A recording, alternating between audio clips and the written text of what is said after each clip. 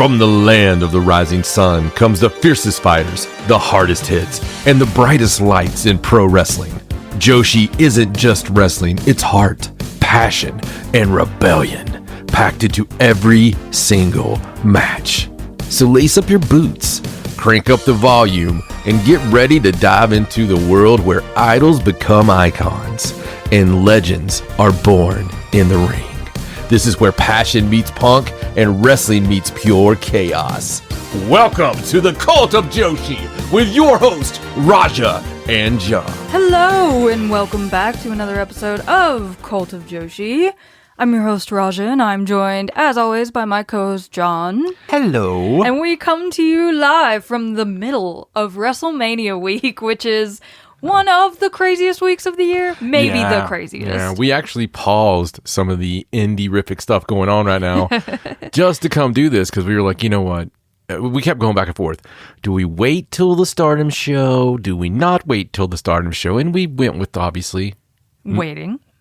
Well, not waiting. Not waiting. We didn't wait for the Stardom show. We haven't seen the Stardom show. You don't even know what you're talking about. I don't know what's going on. There's so much happening. But we thought that it would be better to record now when we haven't seen the bulk of the WrestleMania week shows and kind of just make that its own episode, because there are things we need to time that happened before Mania week even started. So we didn't want this to be too crazy. And in the midst of, as at time of recording, which is Thursday shows. Yes, Thursday. We are, looking at a beautiful sunset right now. Mm-hmm. It's a wonderful day. We're sitting here in the studio hidden deep in the mountains of Appalachia. Yes. And it's not really Appalachia, is it? It's kind of the Midwest now. No.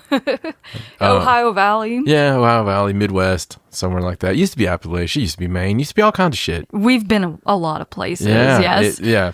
So anyway, we were sitting here, and it was like, in the middle of the wrestling, I had found something on YouTube that was so incredible. Oh, we go on tangents. That I had to share it with Raja.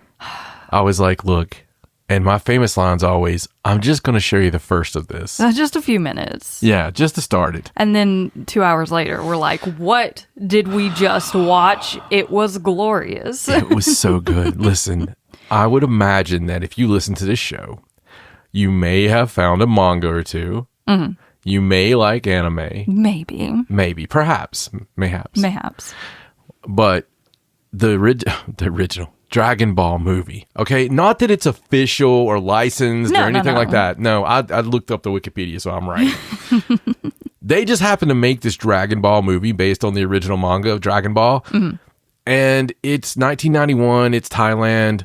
It is incredible. It's so funny. It is incredible. 91 Thailand incredible, which is like 81 Los Angeles probably. Dude, the special effects and everything. Oh, this movie was so well made. Oh. Like, I'm surprised by just how much I just enjoyed the movie for what it was, but not just because it was like a bad movie. It was a good movie. Yeah, I was in shock. Yeah, no, everything's really good, including Sito's outfit changes. Constant outfit changes. The only person in the movie that we noticed that changed outfits in every scene.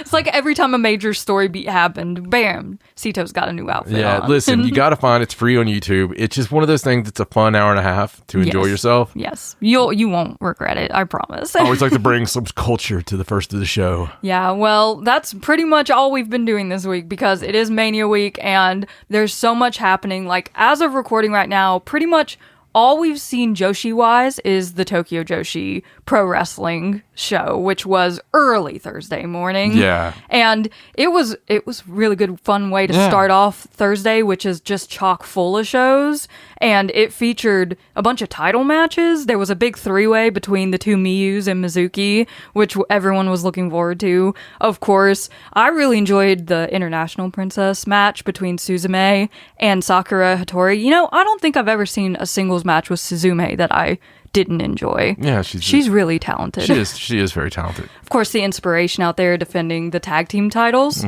they actually defended them against Hyper Misao and Shoko Nakajima, and then Yuki Arai with her first defense of the Princess of Princess Championship. Yeah. So, really good, fun way to start off. But we do have, in our next episode, okay, you're going to be hearing so much more about Mania Week because there's so much coming up.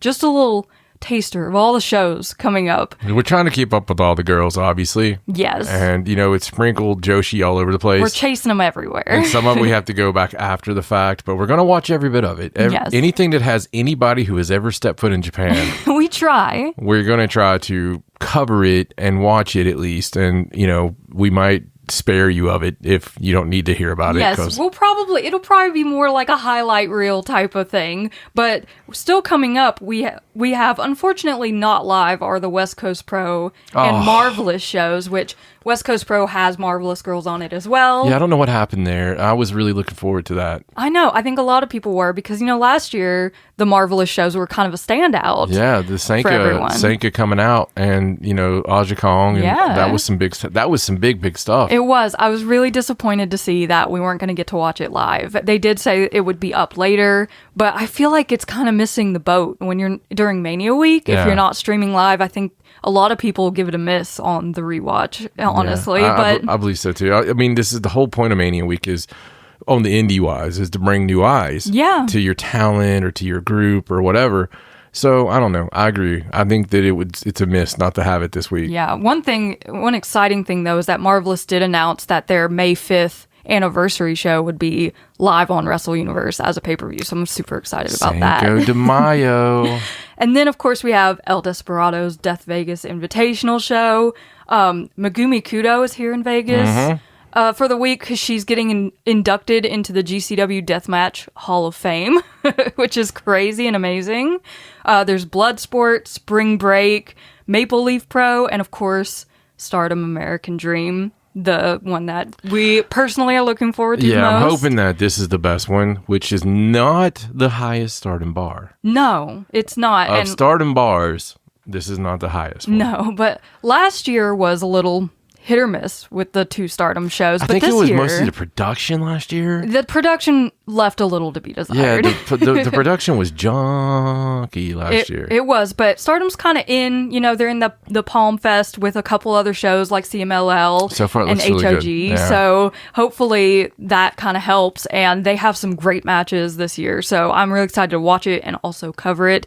And then, of course, both nights of WrestleMania this weekend. We'll definitely be talking about WrestleMania. Yeah. So it's going to be a fun show next time. I agree. But we have some stuff we need to talk about from this past week that we watched, kicking off with some Marigold, because there are two shows that we watched over in Marigold, starting with the April 12th show. This was just a really cute, fun show, and this was the other one that was put on YouTube. It wasn't streamed at all on Wrestle Universe, which we thought was really fun and interesting the first time it happened on April 3rd. But this one, they also kicked off with a little in-ring fun with the girls. This time it was a little Darkness Revolution, look inside, Rhea Sato practicing with her belt where she whips people. And then we got to see Chiaki and Misa Matsui practicing their dance, their pre-match dance. And they talked a little bit about their tag match coming up against Maddie Morgan and Angel Hayes. So it's always fun just to see the girls a little bit outside of matches like totally that. Totally agree, man. I love this. Yeah. And it's a nice change. It is. It's just cool to see the training. It's cool to see, the personalities, like you said. And that's always a fun thing on the old videos because, we don't have anything on the old days really that obviously social media wasn't around and there wasn't anything like there is now. So any little nugget we can get from the past is such a treat to be able to see their real personalities and how they acted. To us, they're just titans of the ring. Right. They can do no wrong. They're just incredible. And you kind of lose sometimes the human being aspect to it, which you love to see when you idolize somebody, when you love somebody and what they do. So I love it when they do this because it gives people in the future, people 20 years from now, they can look back and be like, oh, that's funny, or they're just having fun. Yeah, because you don't know what they're going to end up doing, and most of them are going to end up doing incredible things. Exactly, yeah.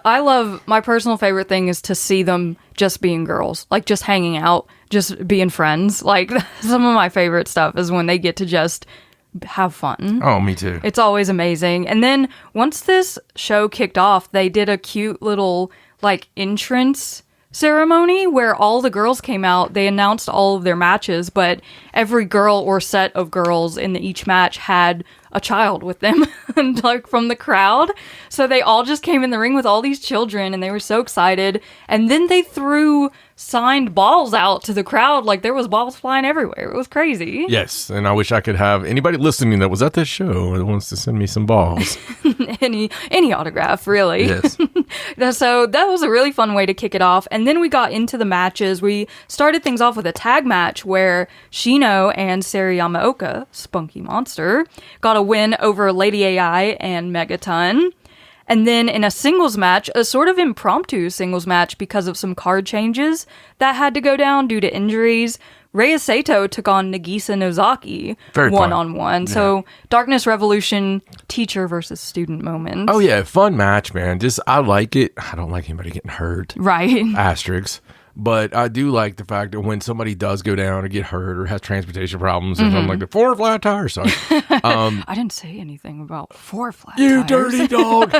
But no, when something like that happens, you get really excited because it's whenever they jumble the card up, it's just nice. It's just cool. It's just, I love seeing the different stuff. It's really interesting. Even going back and watching old tapes, I like watching like the live studio wrestling from back in the day whenever they had bad weather and only like 3 people showed up. They had to like scramble. There are these episodes that exist where you had to have like 2 guys that never really work go 30 minutes and then come back in a freaking tag or something, you know, like interesting stuff. I love stuff like this. And this was great because it was teacher versus student. And, you know, I think it went about the way that we expected it to. Yes, of course, Nagisa Nozaki got the win here. But you're right. Even today, we see it sometimes with weather or even unexpected injuries and stuff. Like, people have to, like, even in places like AEW and WWE, they have to, like, last minute shake up the card. And you usually get to see things you never get to see in that situation. Because you have a bunch of people in catering that have been chomping at the literal bit. They just jump in. Yeah, it's always be ready, man. Yeah. In the next match, there was another tag team match. Chiaki and Misa Matsui took on Yuka Yamazaki and Angel Hayes. So a little bit of a prelude to the tag team title match. Yuka teaming up with Angel here because Maddie was out on this night. The champions, Chiaki and Misa, did win this match. So I think Angel's still very determined to get those tag team titles, though. Can I put out the Dear WWE? You can. How dare you? Are you really surprised? No, we said it from the first. So they're looking at Maddie. They're looking at Angel, too. They both got WWE tryouts now, so. And great for them. It won't be a surprise because they both are very talented. They are. And they really look the role. And yeah, it's an amazing opportunity, isn't it? Yeah, it really is. It really, truly is. We just got them in Japan. They just got here. They're going for the tag team titles. All right. We love to see people in Japan. In the semi-main event of this card, Hummingbird and Natsumi Shozuki teamed up against Komomo Minami and Victoria Yuzuki. Thankfully, neither of them did anything to like hurt or kill themselves in this match. Komomo and Victoria did win though, so kudos to them. And in the main event, in a 6-man match, Naoi Ishikawa, Chika Goto. Oh no. The Freudian slip. And Utami Hayashishita took on Koki Amurai, Mai Sakurai, and Miku Aono. So of course Utami has an upcoming title match against Miku Aono. And it was Koki, Mai Sakurai, and Miku Aono who won this match. But after the match, Chika Goto kind of spoke up. She wants another singles opportunity against Koki Amurai. So another little one-on-one for the former tag team / friends there coming up. So that'll be fun. And then on April 14th, they had a live stream show. And this one kicked off with the return of Nagisa Tachibana versus Hummingbird. Nagisa was supposed to make her return in a singles match against Mayu Utani, but of course Mayu has broken her toe in 2 places and has been out. She's just scared. It's a lie. she's just scared of Nagisa Tachibana. She's like, I can't fight that aura. I mean, Nagisa has so much aura and so much talent. Yeah, I hear sometimes she sells it just out of her pinky. Just little bottles of aura. I wouldn't be surprised. Hummingbird did win this match. I was kind of hoping Nagisa would get a little win on her return. She did hit her springboard crossbody flawlessly. So. Oh, you talking about her perfectly done springboard? Like hop? Yes, the double hop springboard. Double hop. I mean, listen, there's bunnies out there that are like, damn, I wish I could double hop like that.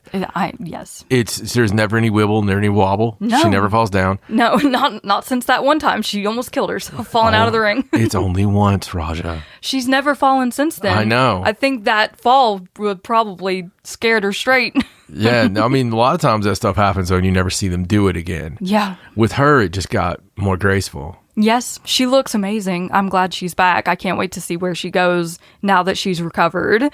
In the next match, another singles match, Lady AI got to test her mettle against Victoria Yuzuki, which is quite the test for her. For Yuzuki. Lady AI is still learning. She's new, okay? Yes. She's still working on things. Yes, very much so. Victoria won this match, of course. In the next match, in a tag team match, Naoi Ishikawa and Megaton took on Shioko Koshino and Utami Hayashishita, and it was the team of Shioko and Utami who won this match. In the next match, Yuka Yamazaki and Sarayama Oka took on Natsumi Shozuki and Mai Sakurai. And it was a really good match. I mean, these four just beat the crap out of each other when they're in the ring. So Natsumi Shozuki and Mai Sakurai got the win here, but I don't think Sari and Yuka are done looking at those 3D trios titles. Not a bit. They still want this. They still want those. It's obvious. And in the next match, we had Rei Sato, Chiaki, Misa Matsui, and Nagisa Nozaki versus Chikagoto, Koki Amurai, Maddie Morgan, and Angel Hayes. So we got Maddie back for this show, and it was the babyface team who won this match. And there were some interesting things happen afterward. Chiaki, because I guess Angel Hayes and Maddie Morgan are looking at the Twin Star Tag Team titles, I'm sorry, not Chiaki. I don't know where my mind was going. But Sarayama Oka came out to the ring, and she challenged Angel Hayes to a title match. She wanted one of her 3 titles that Angel Hayes carries around. So Angel's like, give me a minute, I need to think about this. And she turned around, she's looking at her titles. So she chose the BEW championship that Sarayama Oka will be challenging for at their upcoming Korakuen Hall show at the end of the month. I'm interested in seeing the singles match there. So yeah, I am too. I think it'll be really interesting to see how Sari and Angel mix it up. Me too. I love Sari's tag stuff, but damn it, I love her in singles, man. I know, and we've been chomping at the bit ourselves to see Sarayama Oka with some high-stakes matches. She's been spending all her time with head kick. And in the main event, Komomo Manami got a singles opportunity against the champion, Miku Aono, not for the belt, but just a really high-profile singles match for Komomo. What happens when you jump off buildings? Apparently, she's really proved herself here. Of course, Miku Aono took the win in this match, but it was just really cool to see Komomo get an opportunity like this. Yes, I agree. And we think that Mayu Iwatani's toe, this is totally us lying about this, but in our heads, it happened when she had to catch Komomo outside, jumping off that. I mean, it totally could have. It just makes sense. It does make sense. So yeah, some fun Marigold shows. They always are an enjoyable time. And they've got their Korakuen Hall coming up at the end of the month, I believe the 25th of April. It is. So the night before Grand Queendom. So you got 2 whole days of great wrestling there. Yeah, a lot of fun. Yes, so that brings us to the Sendai Girls show, which was on April 12th in Korakuen Hall. They've been building toward this show. It's one of their bigger shows of the year. And boy, was it interesting. It was crazy. Very crazy. Packed. Okay. Oh, yeah. It was a huge crowd in Korakuen Hall for the Sendai Girls. So congratulations to them on that. But this show started off with a singles match between Yuna and Miku Kanai. So fun little, these girls are a little bit into their career now, and they're having these more fleshed out matches. It's really cool to see them grow in this way. Yuna actually won this match with a roll up on Miku Kanai. Mm-hmm. And then we got our Shin Hirota Katsushika Sakura match. I'm not sure how many times she's going to add to her name in her career, but I don't want to like half the show is just going to be me talking about her names at some right. point. She took on Zone S. This was actually Hirota Sakura's birthday. She turned 48, which is really fun. But she got to have a match with Zone S on her birthday, and she gave Zone S 52 conchos in a row in this match. Thanks to Yuji Nagata in the front row. I believe she asked him how old he was, and because he's 52, that's how many conchos Zone S got. I believe that some kind of assault happened. Yeah, it was not the most comfortable thing to watch. You know, Zone S is a good sport, though. She did give it back to Hirota Sakura because Sakura turned 48 today. She gave her 48 corner lariats that just looked horrible. But it was Zone S with a Death Valley Bomb for the pin in this match. Poor Shin Hirota Katsushika Sakura loses on her birthday, but I think she had a good time. I think so. I hope she had fun. In the next match, we got to see Vinny, Chi-Chi, and Rin versus Stephanie Mays, Yura Suzuki, and Hiroyo Matsumoto. So, you know, a very hard-hitting match. Oh, absolutely. They're always decking each other. Vinny kind of won this quickly. Like, they were just having the match, and then all of a sudden, Vinny hits a moonsault on Yura Suzuki, and it's over. I was like, what just happened? It's kind of strange. It was a weird finish. It was very sudden, which I thought was weird, but still a fun match. It was.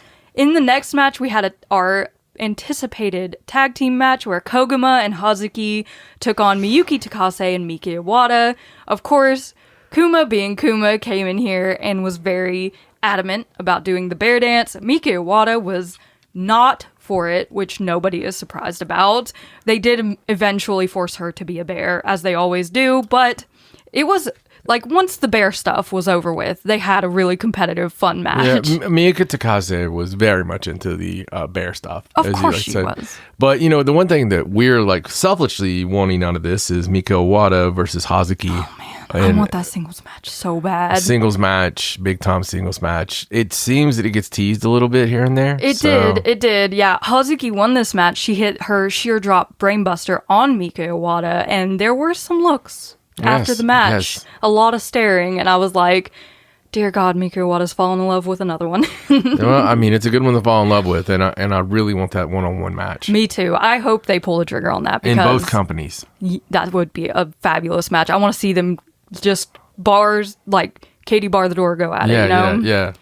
In the next match for the junior championship, Sinka Akatsuki put her title on the line against Spike Nishimura. Unfortunately for Spike, Sinka Akatsuki's pins are just too strong. Anytime she hooks those pins on you, you're done for. Even the ref can't mess it up. No, even the ref. They desperately tried.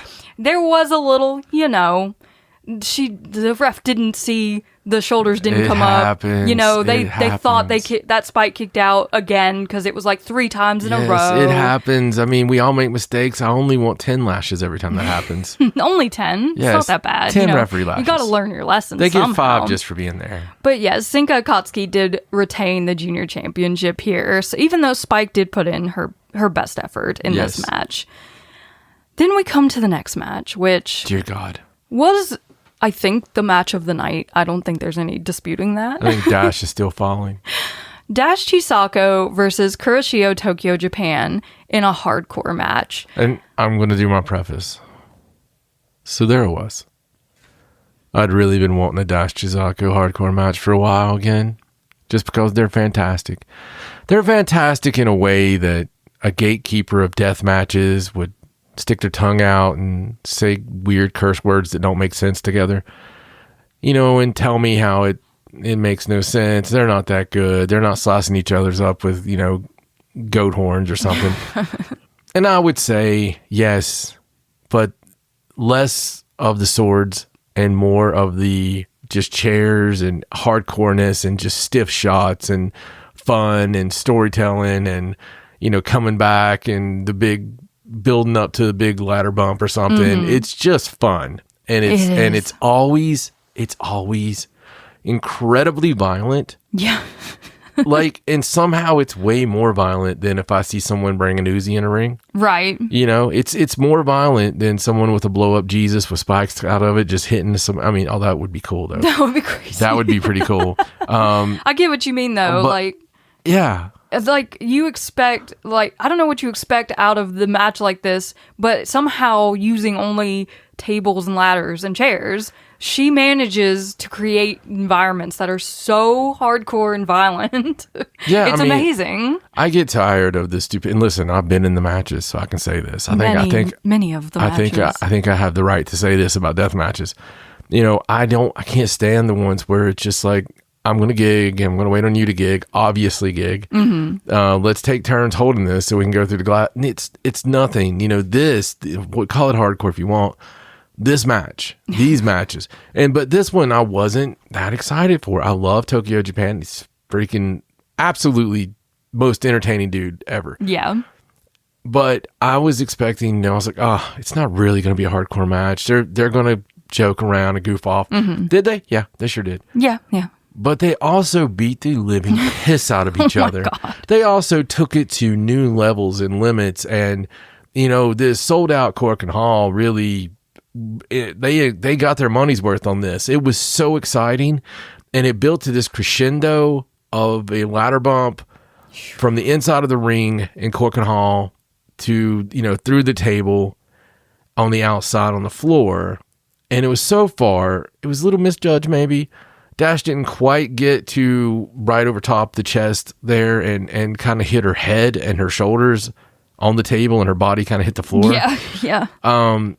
And it looked really ugly, and I think it busted her up pretty good. Yeah, she looked a little worse for wear at the end of this. But, coming into this, it's like, oh, it's Kuroshio Tokyo Japan. It's probably going to be heavy comedy. And, he did his entrance, very long entrance, where he dances through the whole song. And they did start out the match with a little goofing around and stuff. But as soon as they went in the stands, things flipped completely. Because the first major bump and major hardcore moment of the match was Kuroshio Tokyo Japan jumping off the top of a ladder through 2 tables in the stands of Korakuen Hall on that big concrete walkway. Dash moved out of the way and he went through the table solo onto that concrete. And at that moment, I think we were both just mouth wide open, oh, this is what we're watching. Oh, absolutely. And it was just completely off the rails from there. They did add a little more fun and comedy into it. Somewhere Kuroshio Tokyo Japan pulled a robot puppy out of somewhere. I don't even know where he got it, but he put it in the ring to distract Dash, and it worked. She was like, oh no, a little puppy. And then it got booted out of the ring. It was the funniest thing. But then, like you said, Dash going off that ladder from inside the ring through the table, or trying to go through the table on the floor outside. And then, of course, the big crescendo finishing moment where Dash does her hormone splash off the ladder through chairs that are piled on top of Tokyo Japan for the win. She did win this match. She was bloody. Her face was very bloody. It took her a while to sort of get back into it after the match. She laid on the mat for quite a while. It's kind of worrisome after some of those bumps, but she did end up getting back up. And she did announce her match for her own anniversary show on July 20th, where she will be taking on El Desperado. Awesome. Just absolutely awesome. Can't ask for a better match than that, I don't think. No, dude, she's just a gift that keeps on giving. She really is. Every single one of these matches that I see somehow get better and better. And she is just a gift to hardcore wrestling. I love her so much. And I agree. So glad that we got to see this match. It was Me so too. good. Me too. But following that, we had our singles match between Shiri and Chihiro Hashimoto. As you can expect, this was a very heavy-hitting match. Shiri's kicks, Chihiro Hashimoto throwing Albrights and everything else at her. But it was Shiri who won this match in a kind of unexpected way. She used a rear naked choke to make Chihiro Hashimoto pass out. Yeah. She didn't tap. She passed out, but it did win Shiri the match. So I think Chihiro was surprised, as well as the rest of us. Yeah, it wasn't exactly what I was expecting either. really fun match, though. It was very physical, like we expected. And, Sherry's had a hell of a run with this. She has. She's really been stepping out there and having some really cool matches during this IWGP Championship run. But she did make it clear after this match that she wants Chihiro's Sendai Girls World Championship. So I'm looking forward to. forward to a lot of stuff that's coming up for Sherry. I mean, oh yeah. There's some fun stuff, and that's the whole beauty of it. Is just damn, dude. I mean, I really feel like, because it felt like a year ago or so she was lost. Yeah. There was a long time there where we were like, what's Shuri doing? Now there's one faction that for sure is the toughest faction and the most together faction, and that's God's Eye. And, she is doing the Lord's work with this title belt. She is. She's really carrying it. And I've enjoyed seeing every single one of her outings so far. But in the main event of this Sendai Girls show for the Tag Team Championships, we had Yurika Oka and Mio Momono defending against Minami and Ryo Mizunami. These two teams just have so much chemistry together. It's just non-stop action, totally crazy. They're all running all over the place. It's so much fun. It was Ryo and Minami who won this match. Ryo Mizunami pinned Yurika Oka for the tag team titles, and now Minami and Ryo Mizunami are once again the Sendai Girls tag team champions. Well deserved. Yes, and we had a little emotional moment there after the match where Ryo Mizunami announced that she would be officially joining the Sendai Girls family. It's about damn time. Yes, so we have yet another red jacket Sendai Girl. It's a great show, though. It was so much fun. Really picked up there in the second half. Like, those last three matches were crazy. Yeah, they were very memorable. It was a really fun Sendai Girls show, and I'm very much looking forward to the rest of the big shows that they've announced over the rest of the year, including Dash Chisako's anniversary show. I think it's going to be off the wall knowing her. Oh, yeah, a little bit. But now we have one more show to talk about here, and this is, of course, the April 11th Korakuen Hall show from Stardom, and they have 3 big Korakuen Hall shows over the month of April. We talked about the one on the 8th. This is the second one, and then we'll have one more before All-Star Grand Queendom when they get back from America. What a difference the 8th and the 11th were. Oh my goodness. The 11th, like, just in crowd size alone was much different, but also the action was amazing. Yeah, it was really good. Even before the show started, there was some action because, if you weren't there in Korakuen Hall, you probably saw on Twitter that Sayaka Kurara jumped Saya Kamatani in the elevator of Korakuen Hall before the show started because Sayaka Kurara has she knows nothing now except for Saya Kamatani in the red belt. That is her entire focus. There is nothing else in her life right now. Do you believe in her yet? I believe in her. I mean, I've always believed in her to an extent. It's just Saya Kamatani. Do you believe she's going to be Saya Kamatani? I don't know. Let's get into the show, though. All right, Starting off with the opening match, we had Tabata and Akira Kuragane versus Ane Kanaya and Matoi Hamabe. So a little bit of the rookies, the ones that didn't quite make it through the tournament facing off here. It was Tabata and Akira Kuragane with the win. Tabata actually won this match by submitting Matoi Hamabe. So Tabata with a win in Stardom. Love to see that. Yeah, it's good stuff. And Akira out there mogging on everybody. Yes. She can't help herself.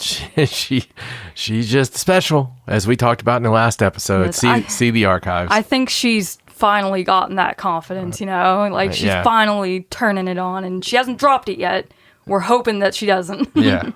In the second match, we got straight into the singles match between Fua-chan and Starlight Kid, and this was a very different Fua-chan than we are used to seeing, right? So instead of coming out here all crazy and hopped up and hyper like she usually does, this was a very serious Fua-chan in this match. And then you've got Starlight Kid, who's Starlight Kid. So she came in there and was just attacking Fua-chan's leg, going after the knee, doing the things she always does to her opponents in these matches. And Starlight Kid did win the match with her moonsault press out of the corner. I'm not sure. I never really expected Fua-chan to win this match, but I do think it gave her a little more confidence after her big mistake on the last Korakuen Hall show. Yeah, just being more serious and coming out there and giving it her all, that's all anybody's looking for. Yes. So I it's a good match, solid match. And, Fuwa-chan's special. She is. And unfortunately for Fuwa-chan, literally an hour after we recorded our last episode, it was announced that Fuwa-chan, Yuri Hime, and Maki Ito wouldn't be able to work on the Las Vegas shows during Mania Week because of visa issues, which is really sad. Fuwa-chan seemed really disappointed that she wasn't going to be able to wrestle. It sucks, dude. I mean, 3 of the people, if I had to make a list of 10, yeah, those 3 would have been on there I would want to see here. I'm sure there was a lot of people who were disappointed that those 3 weren't going to be there, especially someone like Maki Ito, who's already got such a presence in America and probably has a lot of fans there. So it's sad, but people step up and help make those matches amazing still. In the next match, we had a tag team match between Hina and Lady C taking on Waka Tsukiyama and Xena. And the God's Eye team got the win here. Hina hit Waka with the Gato clutch to win this match for her team. And then in the next match, we had Rion, Hanako, and Maki Ito versus Itsuki Aoki, Rini Yamashita, and Suzu Suzuki. So Mavita Loca taking on Maki Ito, one of her favorites, Rion, who had her pigtails in for this match, and Hanako, who has started carrying Rion on her shoulders out to the ring, which I love, that dynamic between them. But this was, of course, a really fun match. It's really fun to see. I like seeing, even though Maki Ito has this thing coming up with Natsupoi, so we've been seeing them face, Cosmic Angels a lot, I like seeing the shake-up here with Mavita Loca. It's just cool to see a different dynamic in the ring. But there was a fun moment in this match with Hanako, who, pulled Maki Ito off the corner when she was doing her Who's the Cutest in the World spot, and Hanako got up there and said, "Who's the biggest in the world?" And everyone yelled, "Hanako-chan." So I think maybe Hanako's getting into the Ito Respect Army mood as well. Oh, I only wish that Hanako had come out in the pigtails. I know. You gotta fully commit to the bit if you're gonna do it. That's my only gripe about it, is that, we got the other girls doing it. Come on, Hanako. She looked cute in pigtails. Yeah. There was also another cool moment in this match where Rion picked up and slammed Rini Yamashita. Oh, yeah. Which is crazy looking, as small as Rion is. And, Rini Yamashita, she's a big girl. She's big strong. Yeah, she's big bones. Yeah, she's the deathmatch Amazonas. You can't it's not a light thing to just pick her up. No, very cool. But it was awesome. Unfortunately, Rini Yamashita absolutely killed Rion with a lariat and then hit her with her implant driver to win the match for Mavita Loca. I love Rina so much. I know. She's so cool. Just love her so much. She's one of our favorites. This match was fun, man. And, it was a good, like you said, it was a good little bonus just because they're not in a program. Yeah, it was just fun to see. In the next match, we had an 8-man where Momo Kogo, B. Priestley, Sai Ida, and Hanan took on Kyoko Kotatsu, Rana Yagami, Tomoka Inaba, and Shiri. So this is another one, Hanan's really been hitting the ground running against Konami, but this is a little breather for her, I think, not to have to be in the ring with Konami every single night. So in this match, God's Eye, of course, they're a very tight-knit group. Stars did their best, but Shiri did win this match for God's Eye. She hit Momo Kogo with her Emerald Flosion finish to win the match. And then afterwards, she got on the mic and announced that everyone would be finding out her IWGP Women's Championship opponent for All-Star Grand Queendom at the press conference the next night. So everyone was really excited and looking forward to that. And of course, we got to the press conference and it was announced that her opponent would be Megan Bayne. Oh. Holy crap. That's not someone who was on my radar for this match, but as soon as I saw it, I was like, yes. Yeah, I mean, come on. That match on the pay-per-view, and given the time that they'll have, we've been able to see Megan Bayne in long matches and how great they can be. Yeah. Hell, just a couple of years ago at Mania weekend, we got to see one of those, It's just incredible what this can be. Yeah. And I'm looking forward to it. I think it's a stupendous test for the belt. Because it is. It's, how do you beat Megan? I don't know. This one's going to be hard. I don't know if Shiri's going to be able to retain, because we have Forbidden Door coming up. I know. And Stardom is on the graphic this year. And I know Stardom is like, oh, well, they're always part of it. Yes and no. There is, hey, we've got a working relationship, and then there's featured on the damn poster. Yeah. On the same line, and there wasn't, 1,000 people there. It's New Japan, AEW, and CMLL, and Stardom. Yes. And that's what's listed there.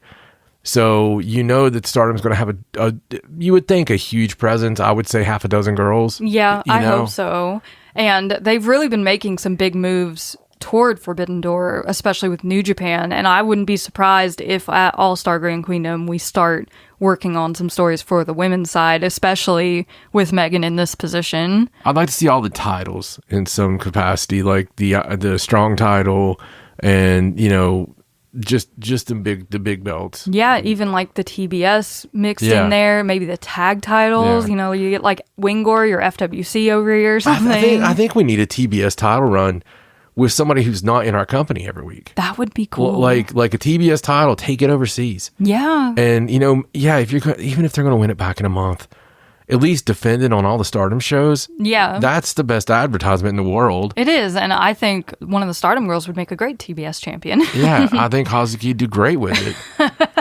And Hazuki's a great champion. Yeah. Hazuki would be a wonderful TBS champion. Can you imagine Hazuki versus Willow, though? That'd be so much fun. I can imagine Hazuki versus anyone, and it would be great. And there's a lot of girls like that. Yeah. That would be just incredible. I agree. But the reason I say Hazuki is she's such a... There's not many people that you could just see working with any style. Yeah. And we've seen her work all the styles. Yeah. I just truly feel they throw the term underrated around a lot. And I think that it really applies to Hazuki.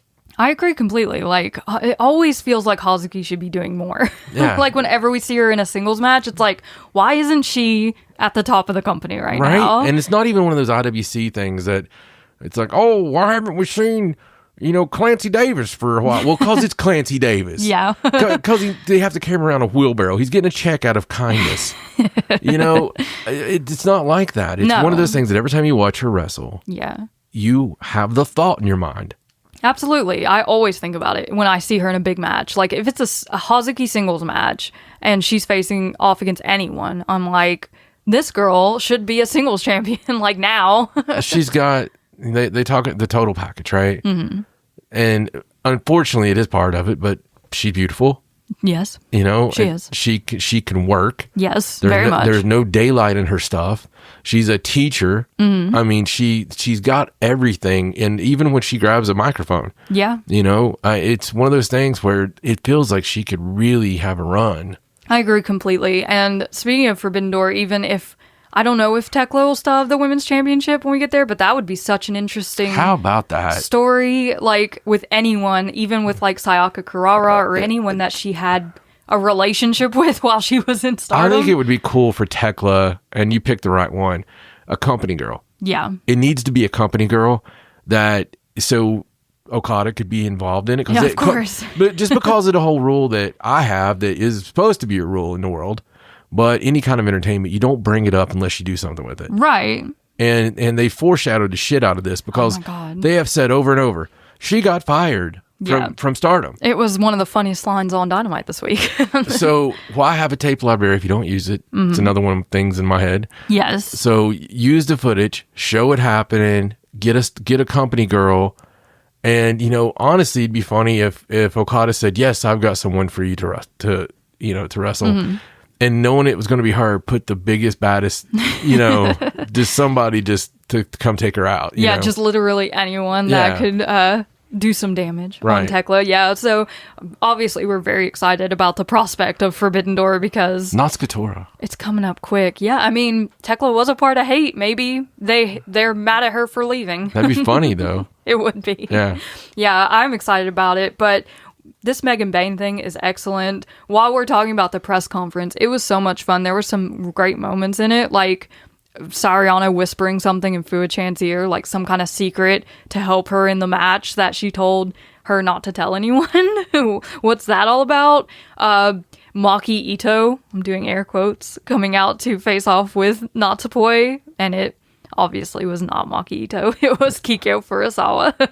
I love it. And, we had previews for all of the big title matches. Hanan once again getting sprayed in the face and had her face put in a picture frame for Konami's collection. Dude, Hanan's totally going over. Oh, I'm so excited. It's like as clear as the Darby Allin win at this point. It's oh. The only thing that scares me is it's also as clear as Edge and Christian winning the belts in Canada. Oh God. You know what I mean? You're right. Like it could be either way. It's as clear as Cody winning the belt at the first time he went after in WrestleMania. Right. It always worries me because it is wrestling. Yeah. And sometimes people will try to outsmart themselves. Yeah. I know. Sometimes they're like, this is what everyone thinks is going to happen, so we're not going to do that. Let's make them wait. They like to wait. No. We just happen to like the product regardless. And we'll put up with your dumbass ideas until you come around to doing what we really want. Exactly. Yes, this build to All-Star Grand Queendom has been so much fun. It's been an incredible build. Everything's been built. The entire show is built from top to bottom. Mm-hmm. And which is crazy. Like special singles matches that aren't title matches and stuff. Yeah. Is amazing. And they build well, but they don't usually build this well. Yeah.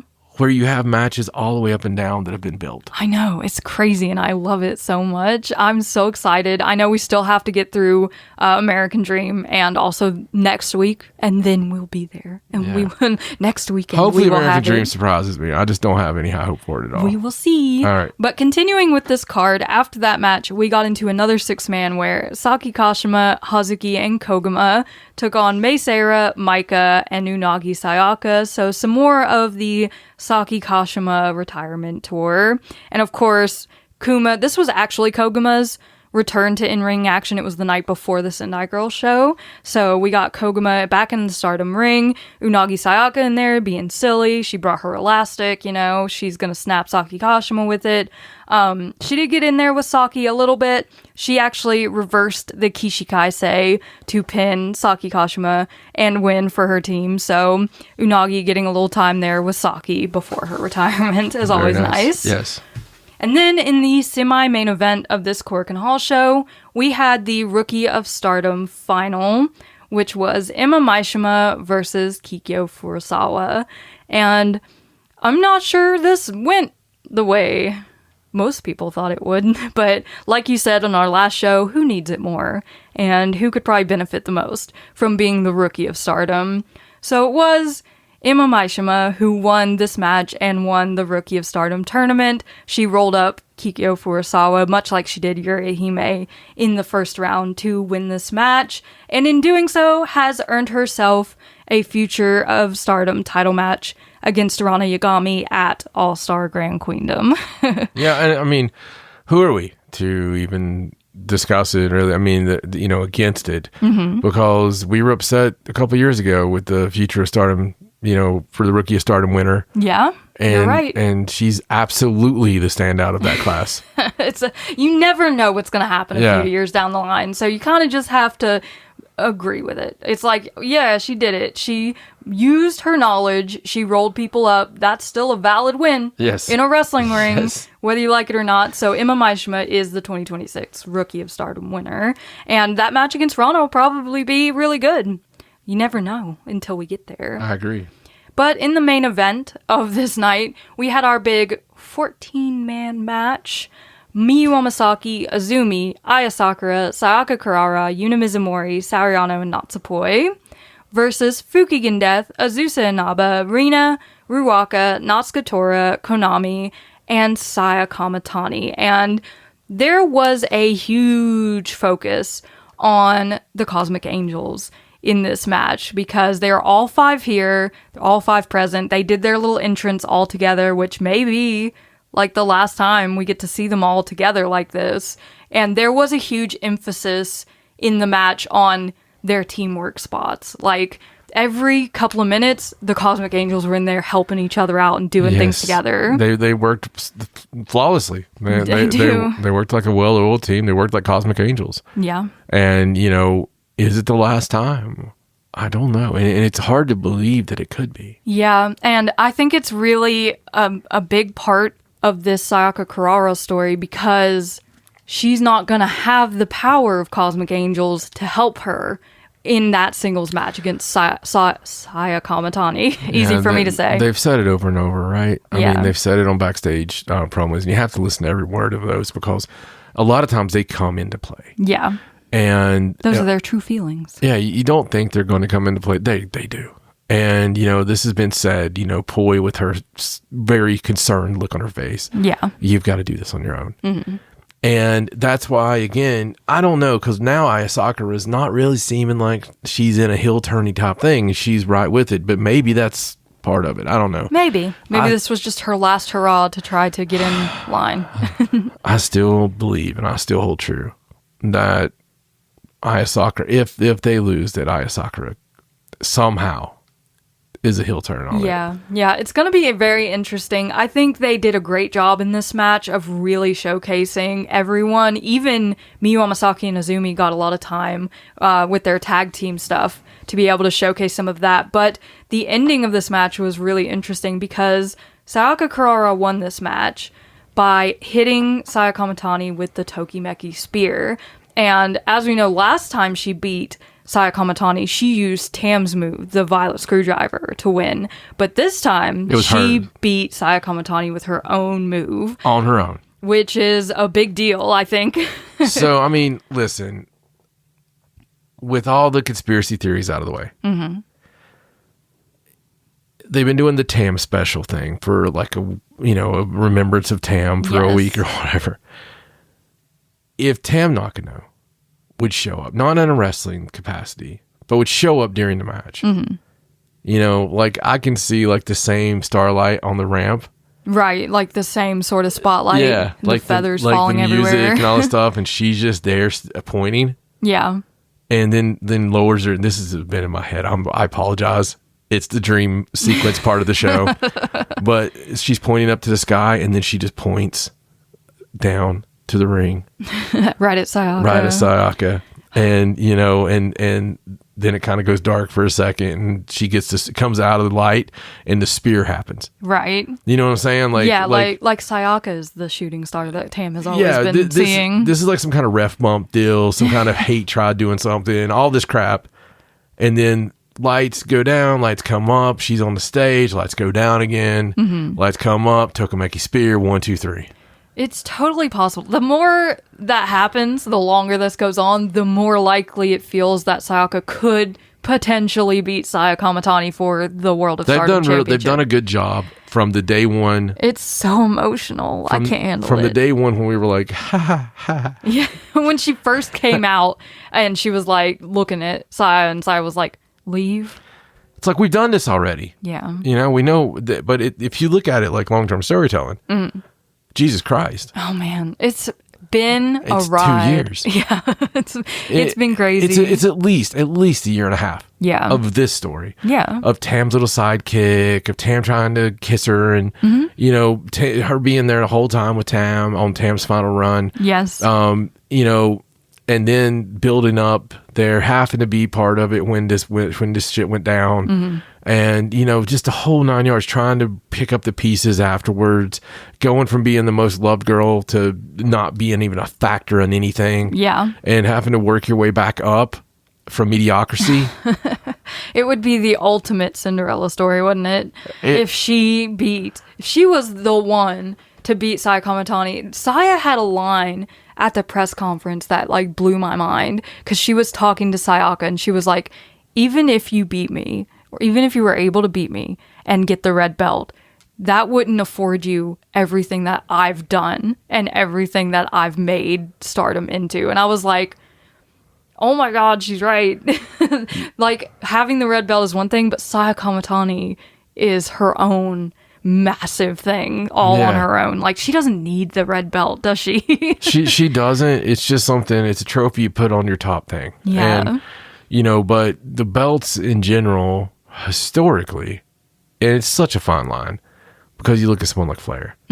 It's such a fine line. It's always on the greatest person. Yeah. This is our federation. Yeah. But it's also used to build someone. Right. To elevate the person. Yeah, because if the belt is that high, it elevates the person. Right. Like you had Saya Kamatani who elevated the belt. Yeah. Now you can use the belt to elevate someone else potentially. Yeah. But it just feels like in my soul, it feels so strange to consider Saya Kamatani being knocked out of that spot. Ever. By Sayaka Kurara. Yeah, like there are people who maybe in the past we considered like they could do it. It could happen. But this just feels so crazy. And maybe that's why it's the perfect person to do the job. Because she's the ultimate underdog. Yeah. It's the one girl that every girl can see herself in. And she is. She's the clumsy. She's the, Yeah. normal girl next door. We've said it a million times. Yeah, but at the same time, she has that heart and that passion, and she wants to avenge Tam and save Cosmic Angels, and she has all this stuff riding on her shoulders. It's just gonna be... We're gonna cry again at All-Star Grand Queendom, aren't we? You're gonna just cry. like last year. You're gonna cry. I'm gonna cry when freaking Saki Kashima retires. What are you talking about? Yeah. It's gonna be a big night. I'm so excited. I'm excited too. I don't know what's gonna happen, and I love that. I love not knowing. Like, please don't tell me anything. I just want to go in blind. Same. But that was our week in Joshi Wrestling. Like I said at the beginning, we have so much more coming up just in April alone.